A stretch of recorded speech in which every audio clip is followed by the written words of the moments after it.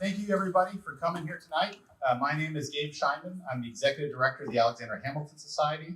I know we're running a little bit behind schedule, but hopefully you had some drinks, and I spent some time trying to negotiate if we could get into the Aston Martin, but that didn't go so well. So although if some of you didn't see, you see the headlights opened up and the guns came out, it's actually a pretty neat trick. Probably a little bit too on the nose that we're actually doing this in a spy museum. I swear it's a beautiful location with a lot to learn in DC, but nothing more than that. I want to tell you a little bit about the Alexander Hamilton Society for those who don't know us. Our mission, we're a 501c3 non-for-profit, nonpartisan organization, and our mission is to identify, educate, and launch young men and young women into the foreign policy and national security world, imbued with what we call Hamiltonian values.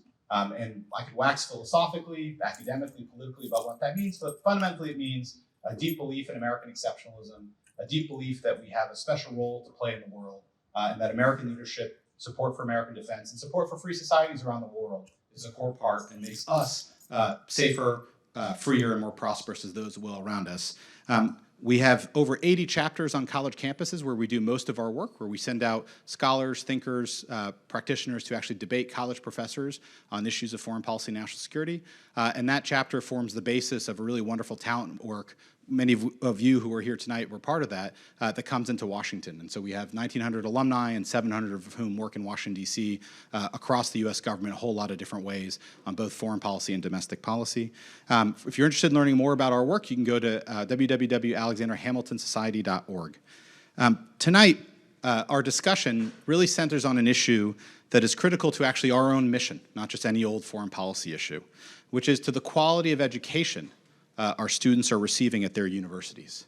And in addition to the, I hate to say it, but many self-inflicted damages that a lot of universities do to the type of education that they are providing their students, our universities have also become battlegrounds in the competition with our adversaries. This is not a new phenomenon. We saw it during the Cold War with the Soviet Union, and frankly, we saw it quite a lot during the War on Terror era. But I think we are now only beginning to fully recognize it in relation to the Chinese Communist Party. From research partnerships with military applications, to university investments in Chinese companies tied to the Uyghur genocide, to instances of censorship and self-censorship, and even the presence of overseas Chinese policing efforts to monitor Chinese and Chinese American students, our universities are grappling with significant challenges. On a personal notice, I can't tell you in my 8.5 years leading this institution how many times our own students have told us something that they just feel is a little funny. Students who are participating in ROTC, who feel like they're being watched. Students who are trying to advocate for freedom of expression and freedom of democracy in Taiwan and parts of China that get censored by the university. Chinese students, who are here overseas, who have to tell their professors privately that when class goes on Zoom, they need to give them a number instead of their name. They know who that is and go off screen so that that stuff doesn't get reported back home. A lot of this stuff is in our universities, some of it wittingly, a lot of it unwittingly. And if we are to prevail in this new Cold War that the PRC has initiated, we must ensure that our intellectual institutions, our cathedrals, our armories, are aligned with our national interests. And over the past year, I really can think of no two committees led by these two exceptional guests, the exceptional leaders that we have here tonight, that have done more critical work exposing how our adversaries have exploited our higher education system. And so it's a pleasure to introduce our guests tonight. First, Congresswoman Virginia Foxx, representing North Carolina's 5th District, and she serves as the chairwoman of the House Committee on Education and the Workforce. She has been at the forefront of efforts to hold university leaders accountable for the troubling rise of anti-Semitism on so many campuses. And under her leadership, the committee has summoned numerous university presidents to testify before Congress. And let's just say that despite the fact that her committee also deals with workforce issues, she has inadvertently put a number of university people out of work as a consequence of their efforts. And next, we also are really excited to have Congressman John Moolenaar, who represents Michigan's 2nd Congressional District and serves as the chairman of the House Select Committee on Strategic Competition between the United States and the Chinese Communist Party. Since its inception in this Congress, and I hope its continuation in the next one, the committee has been doing invaluable work shedding light on the comprehensive nature of the competition the CCP is waging against the United States. If you have been living under a rock over the last year, I don't know what to do, because these two committees are the ones that are doing some of the most important work in Congress and actually getting results. And so we thank you for that work as well. And we're excited to have our conversation moderated tonight by our partner, the Washington Times, here tonight, by Guy Taylor, national security editor and host of Threat Status at the Washington Times. After Guy leads our guests in conversations for a bit, we'll open the floor to questions and hope you come back to AHS at a future event. Thank you very much.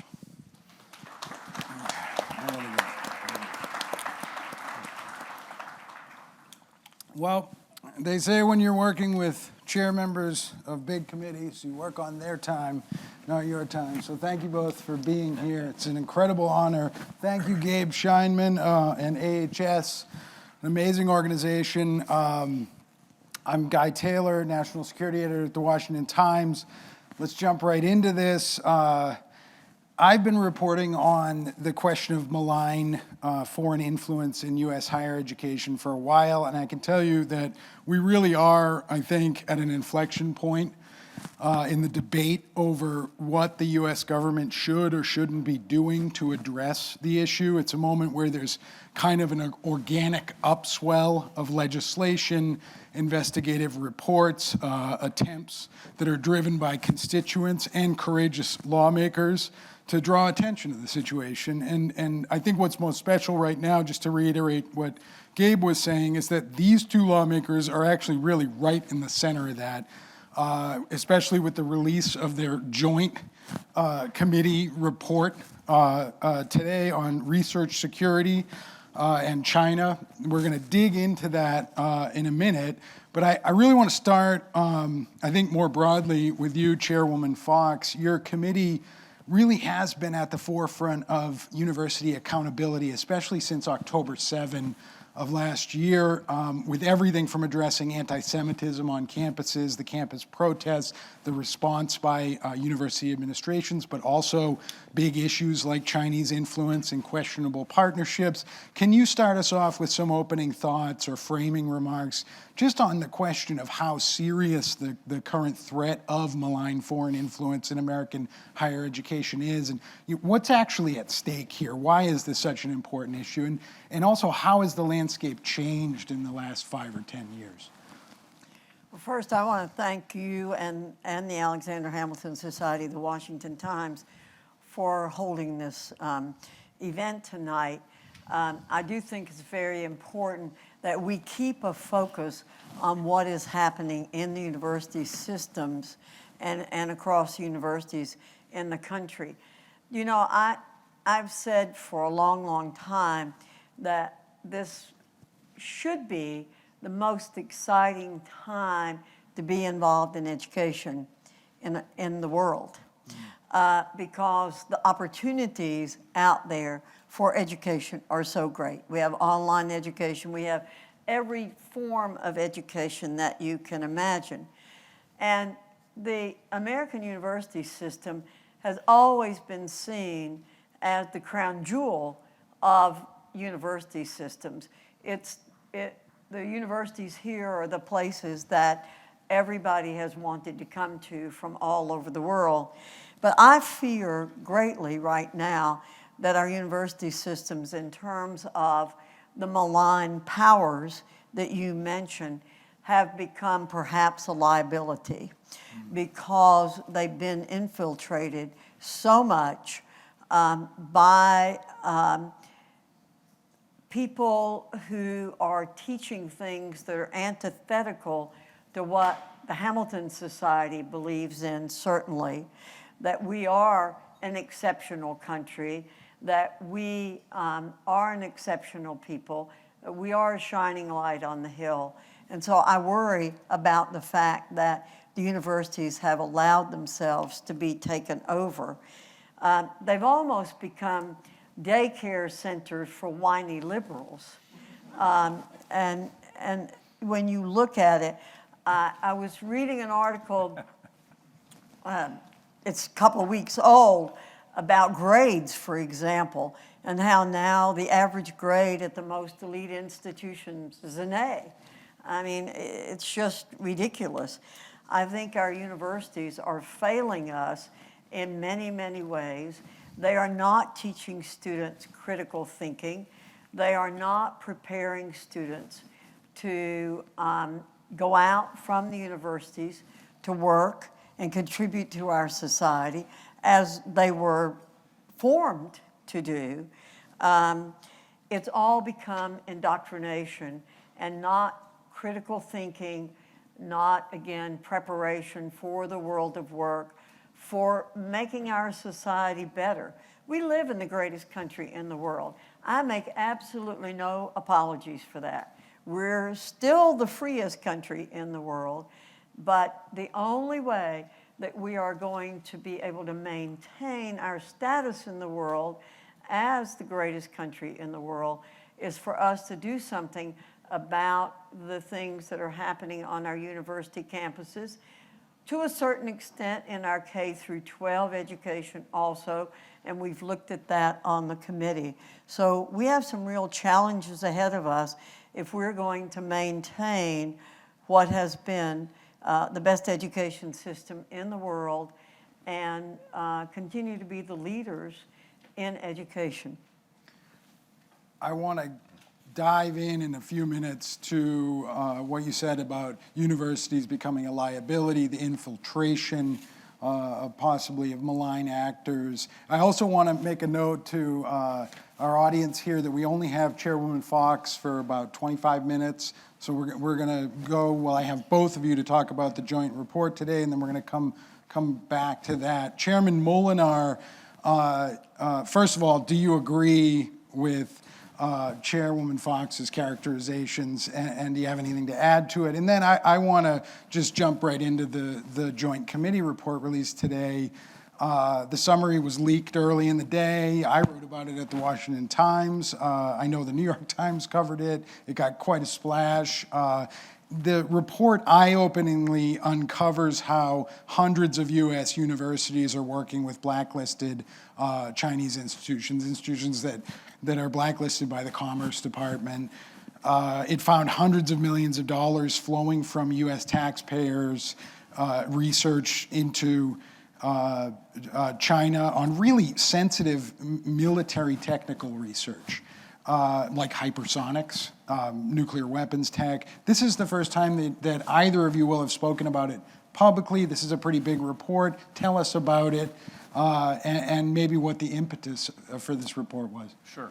Well, first of all, Virginia Foxx has done a wonderful job really looking at our higher education system and looking at the benefits of what we offer as a country and why we've been a leader in education, but also some of the areas that are creating challenges, and I appreciate her leadership on that. We've collaborated together on this report, which really looks at especially the STEM fields, and when it comes to high-tech research investments, and specifically research that was funded by the Department of Defense. And what we found is that there were close to 9,000 joint technical papers presented with collaboration between Chinese and American university professors. And so when you think that this research was being done with American taxpayer dollars funding defense, and then when you have to step back and say, okay, how is that used? Well, we know the People's Liberation Army in China often benefits from dual-use technologies, where something that maybe was invented for commercial purposes or for benefiting society suddenly is used in military purposes. And so what we found is that a lot of the research that is being done under this joint venture, if you will, is benefiting the military. And of course, we know that the Chinese Communist Party is becoming more aggressive at home and around the world, and is using every means to infiltrate our institutions and really disrupt our way of life. So that was the impetus. We looked at a number of different universities. In one case, Georgia Tech had partnered for 10 years in a joint educational venture with a university that was actually blacklisted. And what we found is there was research going on, you know, in sophisticated technology areas. You know, you can think of AI, advanced physics, all these applications that can be used for military purposes that could actually be used against American servicemen and women. Not only Georgia Tech, Berkeley was listed as one of the entities. Now, I want to point out that both of those institutions, since this report came to light and since they worked with our committee on these findings, they recognize the problem associated with these affiliations and have broken off those affiliations. But there's still, as you pointed out, close to 24 more joint educational ventures that directly benefit the military of the Chinese Communist Party. The report definitely digs into specifically these joint institutes that have universities in China that are getting access to U.S. research and money.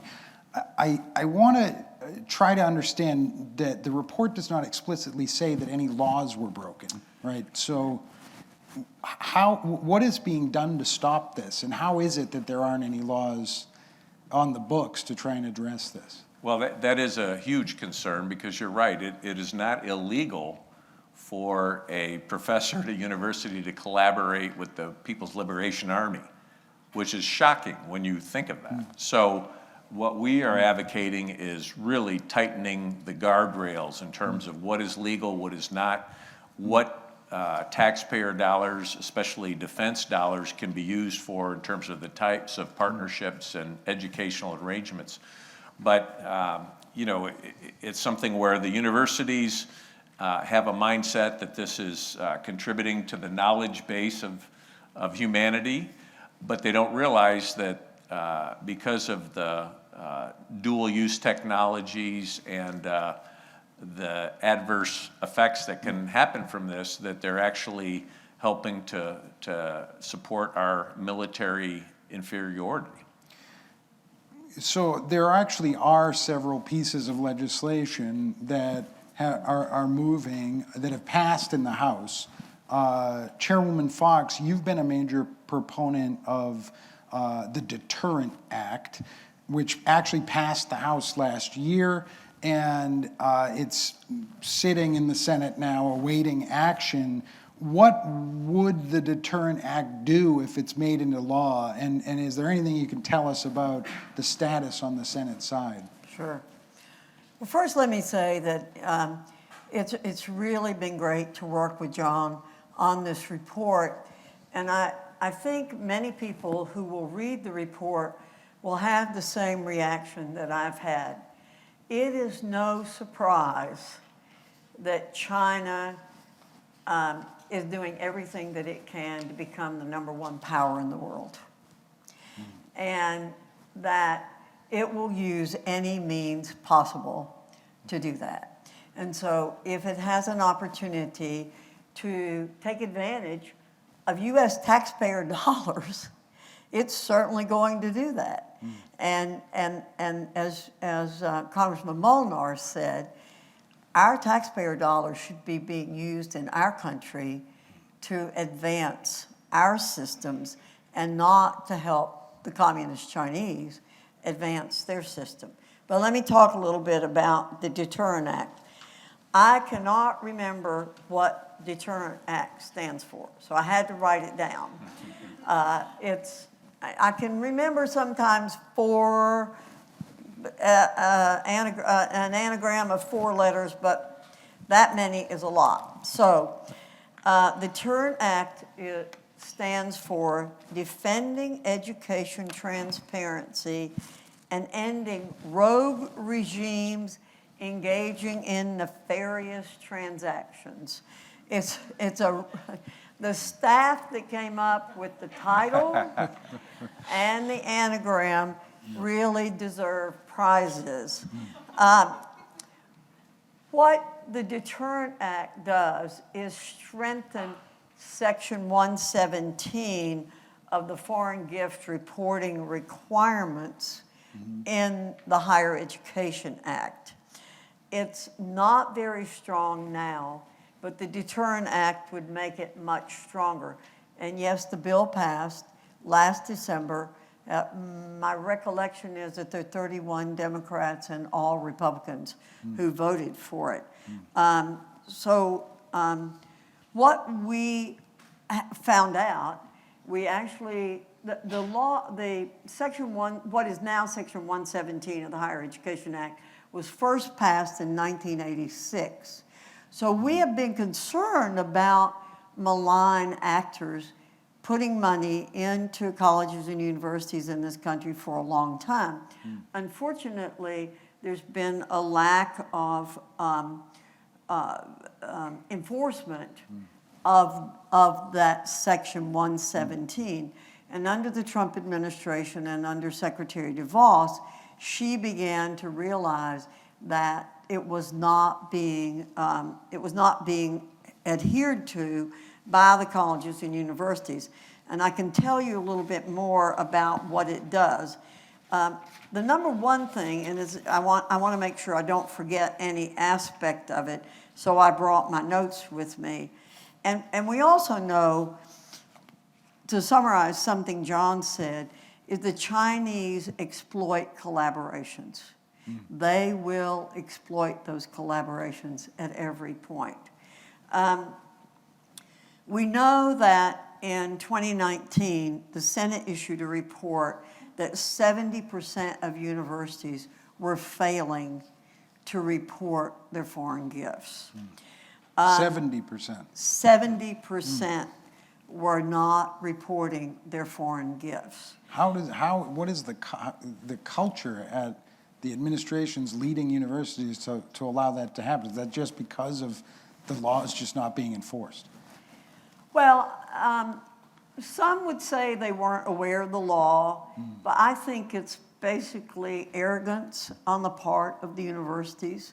I think there's a lot of things that they do that shows their arrogance, and I think this is one of them. I think they're more than willing to flaunt the laws of the country.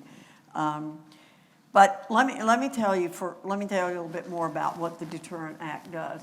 Right now, under Section 117, universities have to report a gift of $250,000 or more, which is, a good bit of money, and only coming to the universities.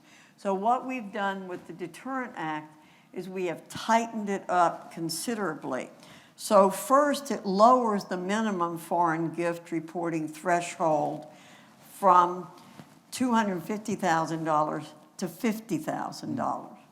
But for countries of concern, that's North Korea, Iran, China, and Russia, any amount that is given is supposed to be reported.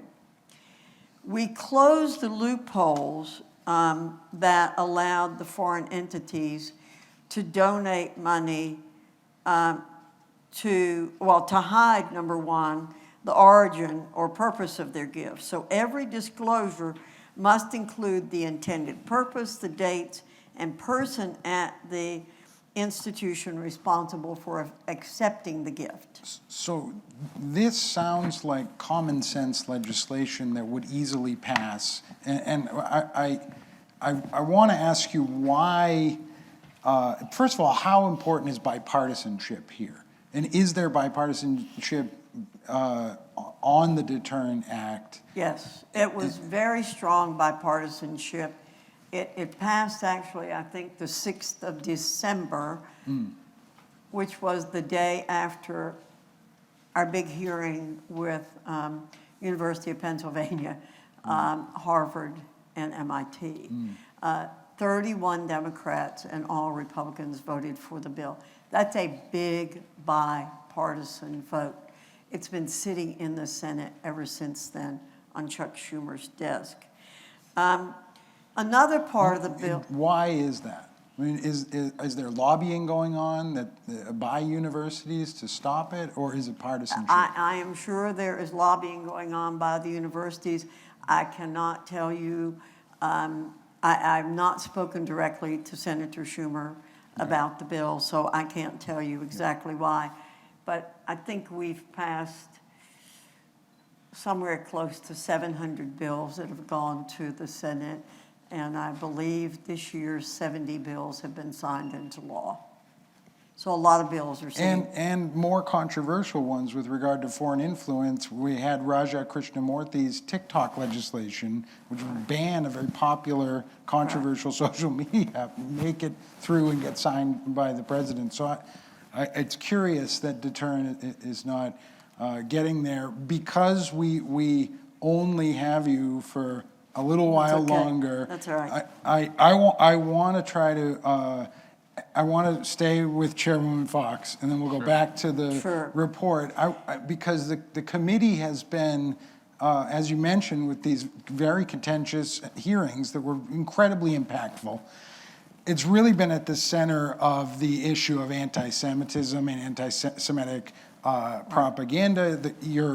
You've got a couple of investigations going on. One of the more interesting ones that we've covered at the Washington Times, it got some traction, is this question that your committee is asking about whether or not there's any foreign involvement in this chaos that went on a lot of college campuses last year with protests that in many ways were anti-Semitic.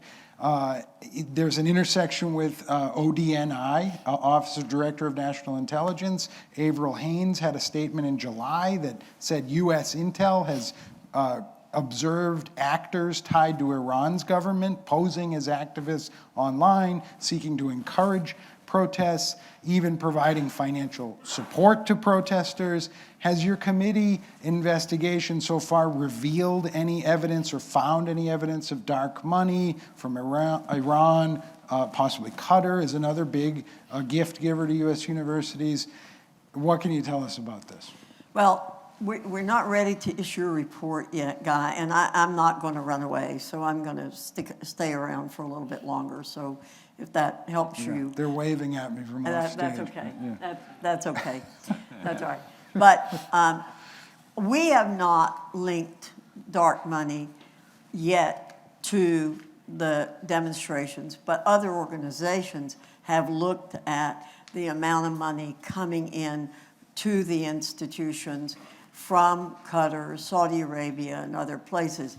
It seems extremely suspicious to me that on October 8th, the day after Hamas so viciously attacked Israel, that suddenly you had all these signs, tents, organized people out there on the campuses protesting, not Hamas, but protesting Israel. And so there are a lot of concerns about where the money is coming from on the campuses, and we have a lot to discover about that. More broadly, following October 7, this issue really seemed to explode into the mainstream. I mean, your hearings were broadcast prime time during the day. Has that made a difference in sort of awakening Congress or shifting the momentum to address the wider issue of potentially malign and malign foreign influence in higher education? It's not only, I think, awakened members of Congress, but I think it's awakened the American people to the malign activities that are going on. I think never before has post-secondary education been held in such low esteem in our country. And as a product of post-secondary education, and as someone who taught in post-secondary education and believes so much in the value of learning, particularly at higher levels, it just breaks my heart to see this happening. But right now, enrollments are down. They're not only down in what have previously been called elite institutions, but they're down in many, many baccalaureate institutions. They're actually up in community colleges because people are seeing ways that they can gain the skills they need to fill the jobs that are out there. But the enrollments are down significantly in much of post-secondary education. And again, among those institutions that are called, previously called elite institutions. What can Congress do to address issues if we're about to potentially see another wave of protests in the coming months? What role does the U.S. government have? At what point is there pushback that there's the U.S. government hand is getting involved in free education? What can Congress do to try to continue to bring attention to the issue?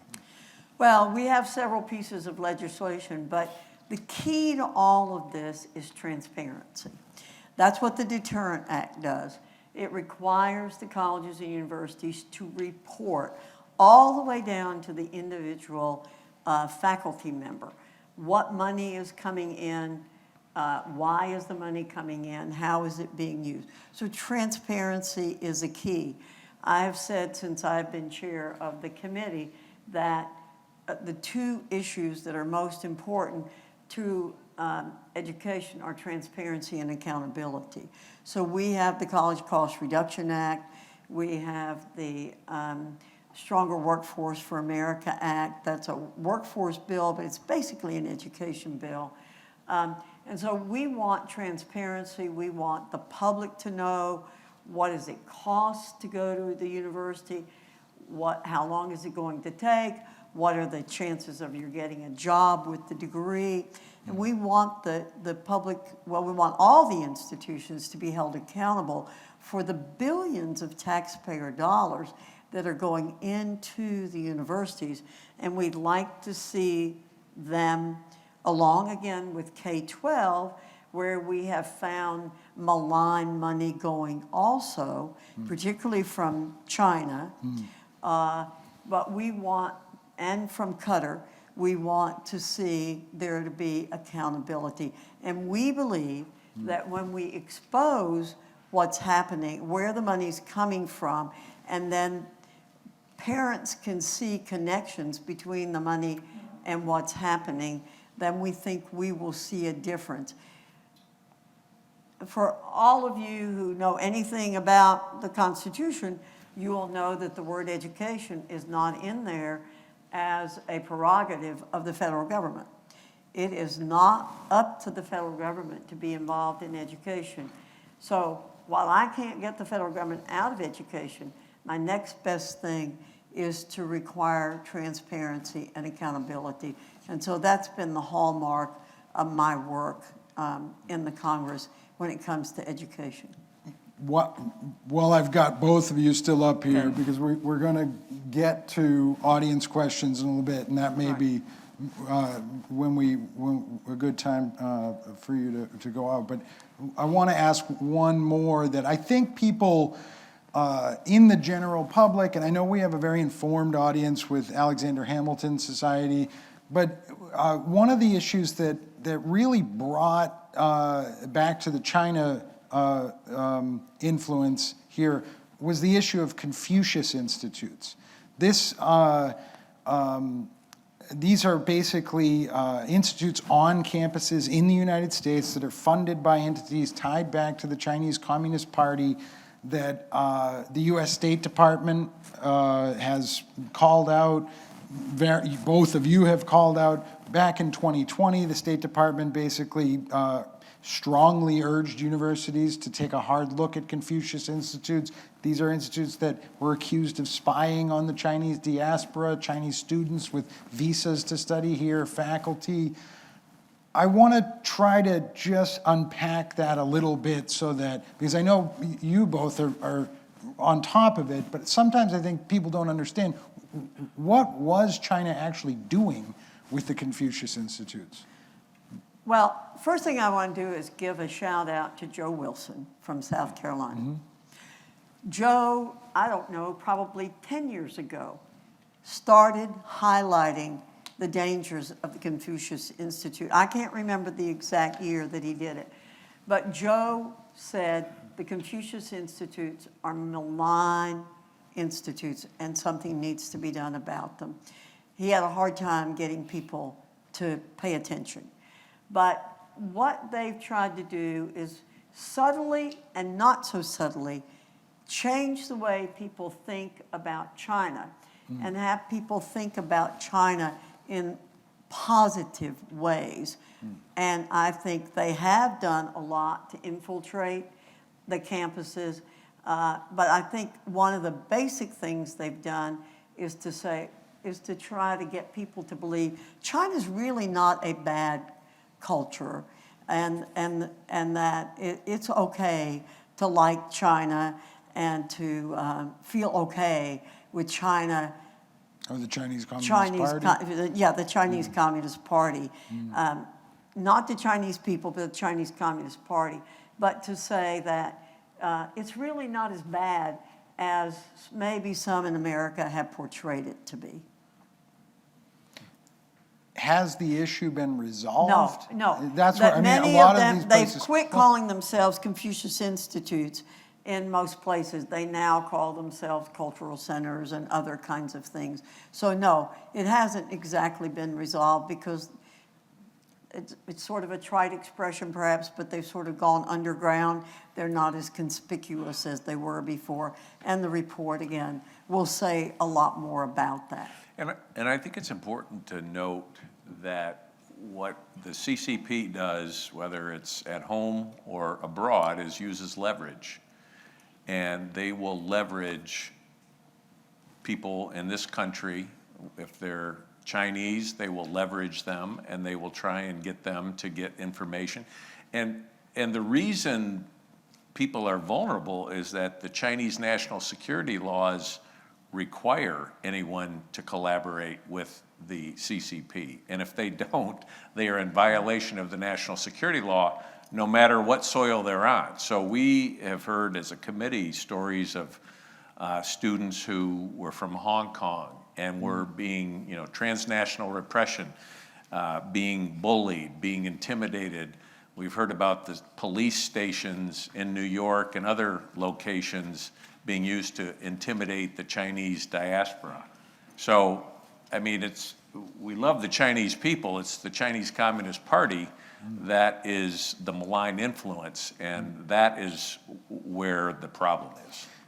Again here, we're going to lose Chairwoman Foxx. Thank you so much for being with us. We're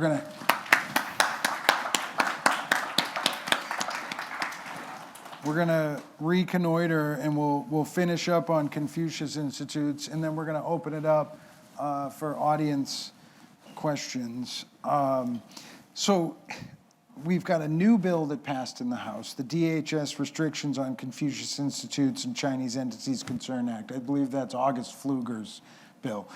That would push to put more teeth into attempts to try and get universities to address the issue. Not the Deterrent Act could, but I guess my question for you is, do we need legislation that actually has more teeth, or is the relationship between the government and big state universities and private universities such that that conversation just is difficult? It's not happening and it's difficult. Well, it's a difficult conversation, but it needs to happen, and that's why we had it with Georgia Tech, why we had it with Berkeley, and they have actually reversed course. The other institutes, the universities that are partnered with Chinese entities, I think now with the release of this report, I think there's going to be greater accountability. One of the things that hasn't been mentioned yet is that some states, like my home state of Michigan, have a university autonomy built right into the Constitution of the state. And that basically says the state government can't really tell the university what to do. They can fund the university, but in terms of there's this really high threshold of what the government can tell the university. I think we need to get to the right balance that says we want to have academic freedom. We want to encourage scholarship. We don't want people to have consequences for innovative research.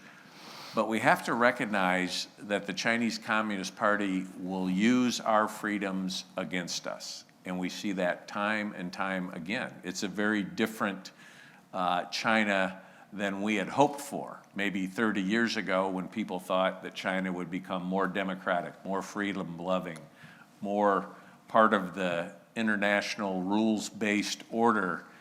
And instead, what we've seen is a bully throughout Asia, threatening other nations, and even on our soil, when you have a spy balloon flying overhead, when you have the Chinese police stations, when you have the fentanyl, and that's something I'd like to talk with your audience about. Our committee did a report, we know about the fentanyl coming across our southern border. The investigation we did actually showed that the Chinese Communist Party is subsidizing it through tax rebates to encourage Chinese chemical companies to manufacture the precursors to fentanyl and then partner with the Mexican drug cartels to get it across our southern border. When you realize this is happening at the same time when Xi Jinping is meeting with President Biden and pledging cooperation to help the U.S. with its fentanyl problem. So we're dealing with a very different entity than we had hoped for, and we need to be clear-eyed about that.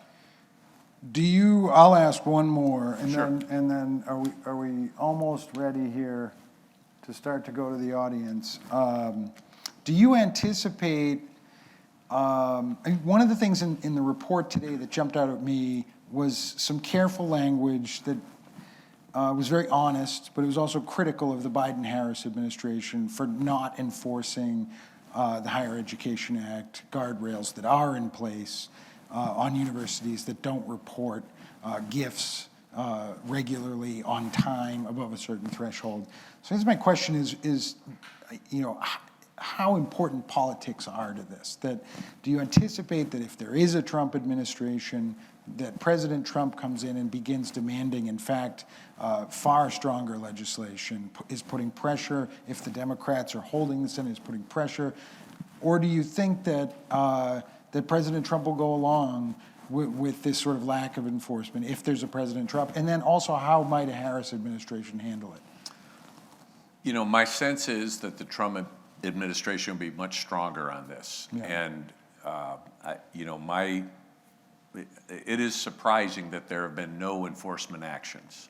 Yeah. And disappointing, because clearly this is a huge problem.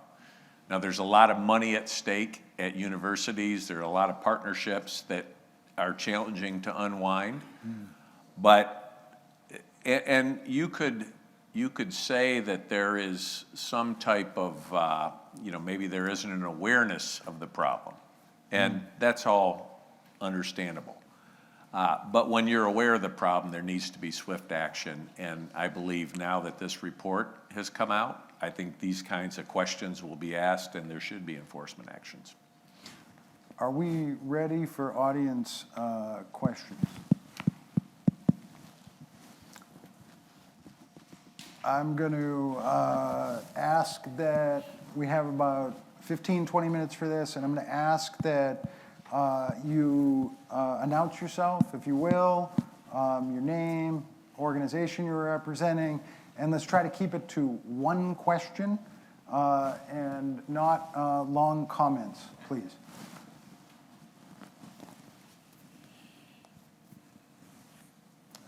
You have the microphone here. I think there's one here and then one here.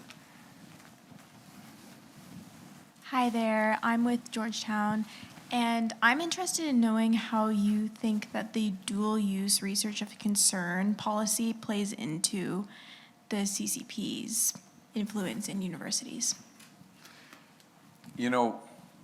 China has made it a goal to be a technology leader.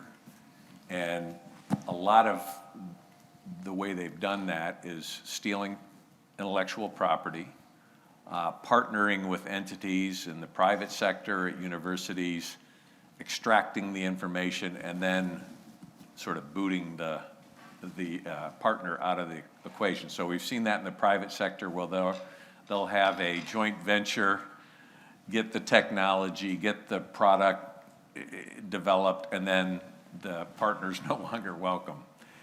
We've seen that over and over again. They are doing research in areas, quantum mechanics, different quantum computing, the AI, even, when you think of hypersonic missiles, you think of this advanced physics.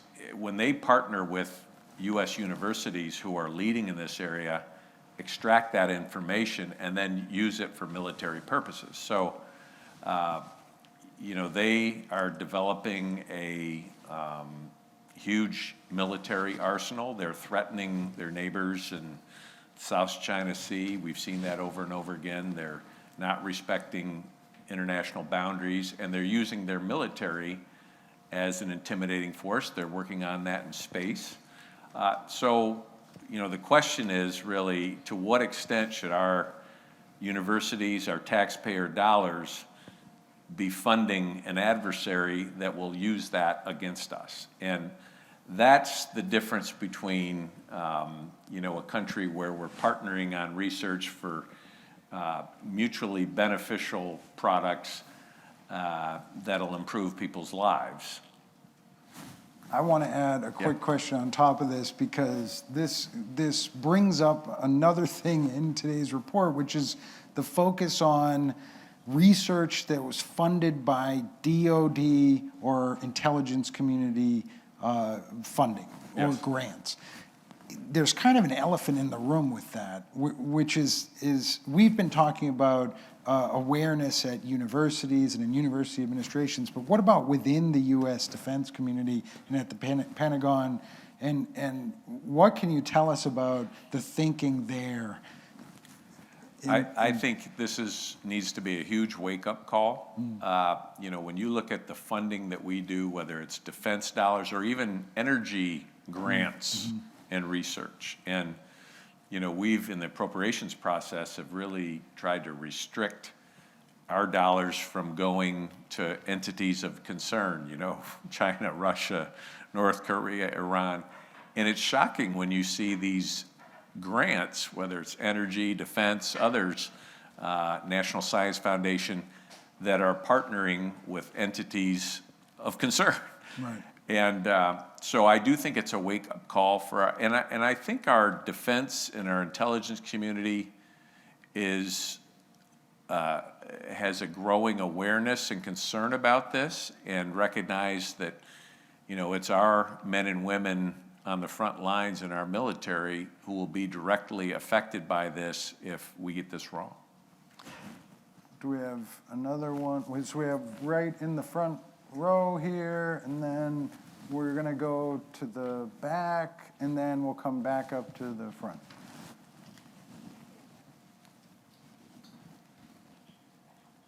Thank you. My question is about the national repression. Just now you mentioned about that. But my question is, because in the last few months, I tried to get some interviews with Chinese students here to talk about their experience, how their family, like in China, were harassed or threatened by the Chinese Communist Party. But none of them dared to talk with me directly.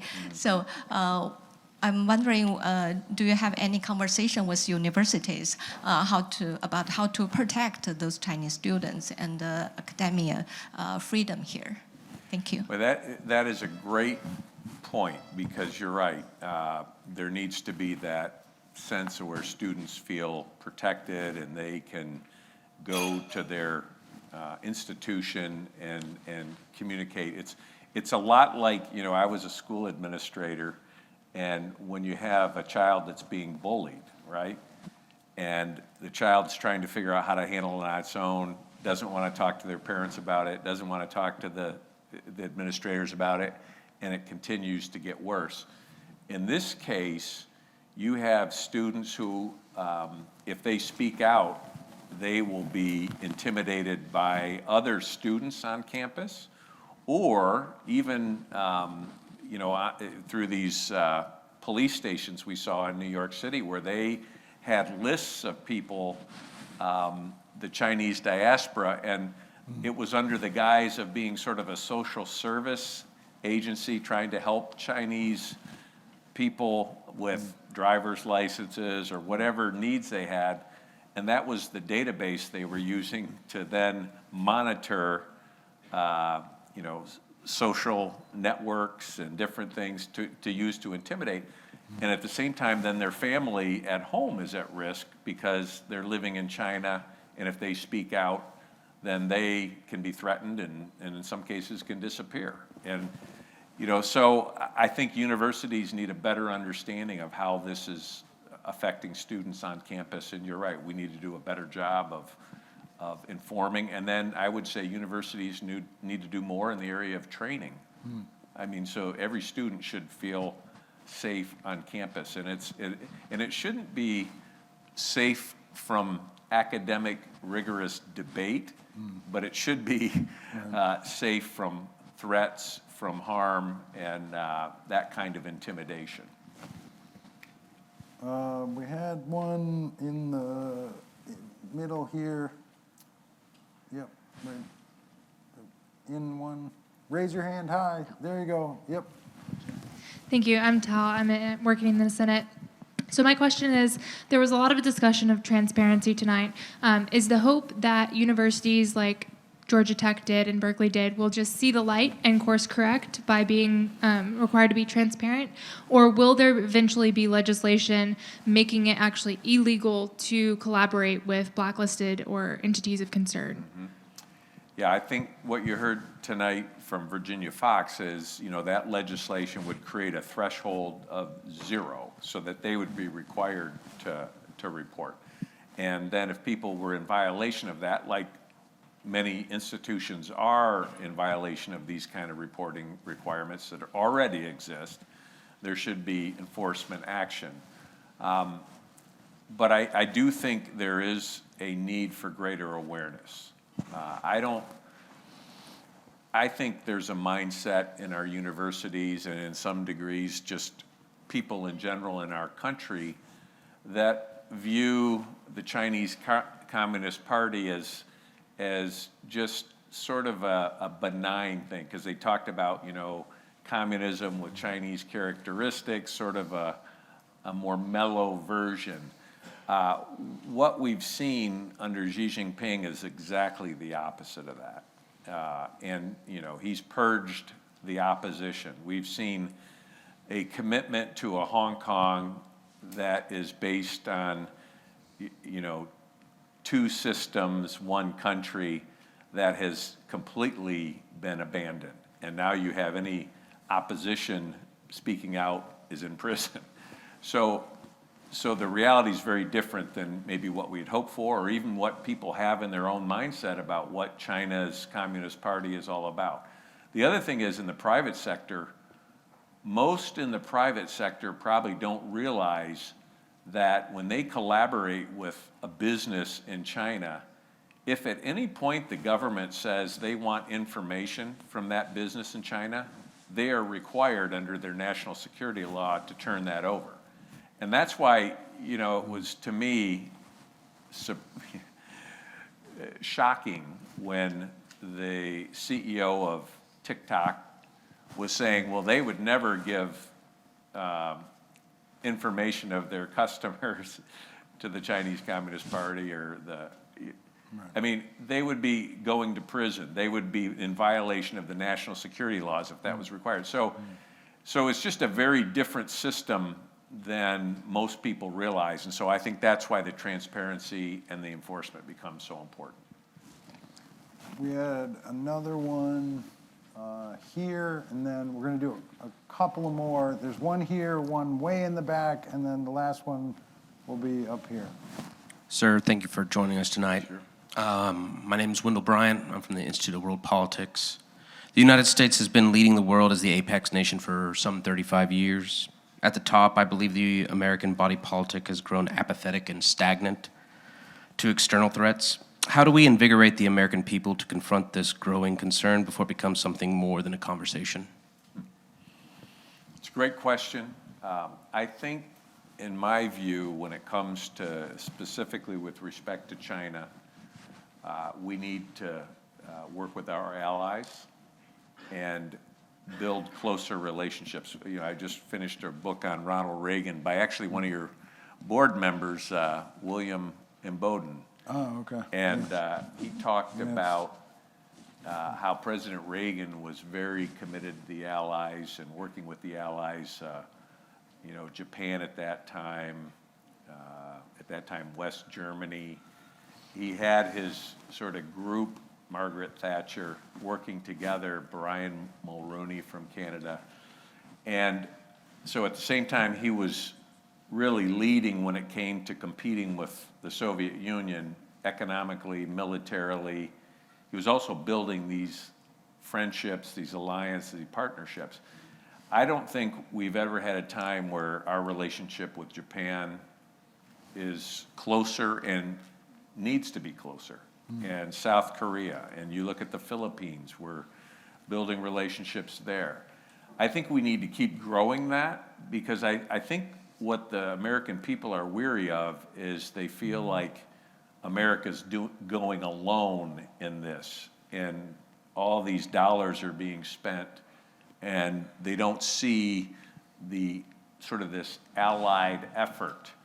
And so I think that's a big part of it. And we need to be clear about what our objectives are. And that's the other key thing. And so our select committee talks about winning this strategic competition with the Chinese Communist Party. And it truly is a competition. And basically the international rules-based order that we've all benefited from is at stake with this, because they have a very different idea of what the future looks like. And you can see it through their creating indebtedness around the world, and through their Belt and Road initiatives. They're becoming more aggressive militarily, ignoring boundaries and threatening their neighbors. So I think you're right, we need to keep making people aware of the situation we have, but I think we have to give them the confidence that this is not a solo effort on our part. This is people who are like-minded countries working together because we want to protect what we've all benefited from. All right, I'm being told that we're running out of time, and there were two more, so if we very quickly ask one and then the other, perhaps we have the chairman to take who was it? There's one in the back. There was two one, in the back. There's one right there. There's one in the back, and there's one in the back, and then the last one right here on the row. Raise your hand high. So we'll hear the question, then we'll hear the second question right after, and then we're going to end this part of it. Hi, my name's Catherine Clark. I'm a contractor for USAID. I'm curious, are there lessons from history you can learn of the United States Cold War with Russia? Were there comparable influence efforts by the Russian state to influence American higher education at that time? And if so, are there lessons learned we have from that time period that we can learn from in the present? It's a great Let's question. take the other question at the same time. Thank you for being here. My name is Cynthia Sun. I'm with the Falun Dafa Information Center. I've done research on Confucius Institute's transnational repression, and in my research, I found a very problematic Chinese language textbook that's been being taught at top U.S. universities for over 20 years now. In the Deterrent Act, would it be possible to address curriculum like this separate of Confucius Institutes? Thank you. Well, two great questions. Maybe I'll start with the lessons from history. And, you know, President Reagan, when he was the president of the Screen Actors Guild, experienced dealing with communism and Hollywood. And that created an awareness on his part of sort of the dangers of that. And so I think throughout his life, he was very much an advocate for our way of life, the freedoms that we enjoy, limited government, actually the things that you all stand for at the Alexander Hamilton Society. And that was very much ingrained. And I think, you know, universities at that time, I think he was aware of influences there. But, you know, I think this could be an overstatement, but it seems like Russia's influence operation was more covert, and it was sort of in centers like Washington, D.C., New York, maybe at key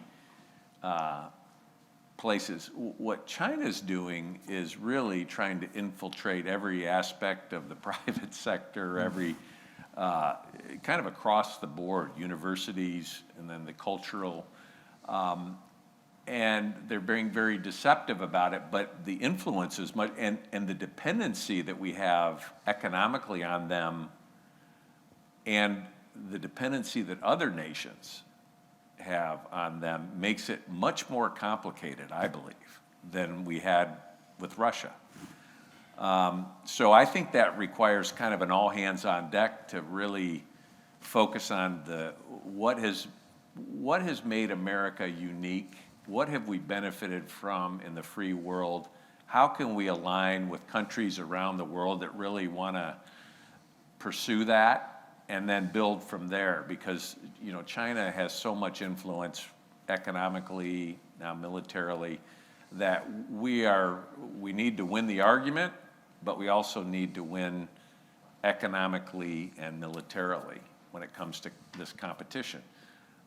So that's it. I think there's a lot of lessons that can be learned. I would say his relentless focus on calling out the Soviet Union for what it was. I mean, you know, the State Department was really trying to get him not to say, tear down this wall. He did. And, you know, so there's always going to be that tension. You don't want to be provocative, but at the same time, you want to speak truthfully and really get the issues out there. And I think he did a great job with that. In terms of the books, I don't know that you'd have a federal government initiative like that, but I do think this idea of transparency and accountability, I think the more transparent things are, then the more accountability there is. And I think those were the two messages I heard from her today. Some of that could be legislative, but a lot of it on the federal level is probably going to be hearings, highlighting the issue, and making sure people are aware that something is very deceptive, and that shouldn't be part of the program. Chairman John Moolenaar, thank you very much. So much. Thank you to Alexander Thanks Hamilton so much. Society, Threat Status at the Washington Times. Thank you to C-SPAN as well. That brings us to the end of this part of our program. All right.